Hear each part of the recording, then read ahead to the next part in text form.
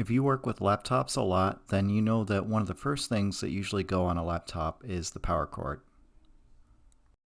When your laptop loses power and it won't charge at all, 9 times out of 10, it's the power cord. This can happen more often if you have the habit of wrapping the cord up like this in order to save space or make it easier to transport. The problem is that doing this tends to pull on the connectors, thereby weakening them over time. So I've done this before and I'm going to try not to do it again, but in the meantime, let's talk about how to fix this. Now you might think this should be a simple matter of going back to where you bought the laptop to buy another one. Unfortunately, it's often not as simple as that. You see, every laptop has a very distinctive type of cord or connector that is specific to the laptop you purchased.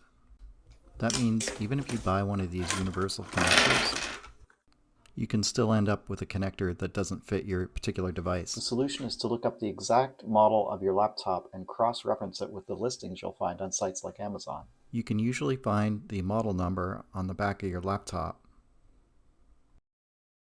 It should appear on a tag like this one and look something like this. That's going to give you the exact search term you need in order to find your specific cord more easily. Then just make sure that the listing you've clicked actually has the exact model number of the one that you want.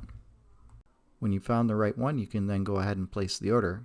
With Amazon Prime, it should get there in a day or two. The last step is to unbox the cord and set it up.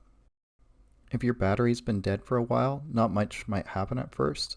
But if you look around and see that there's a charging light on somewhere, that's definitely a good sign.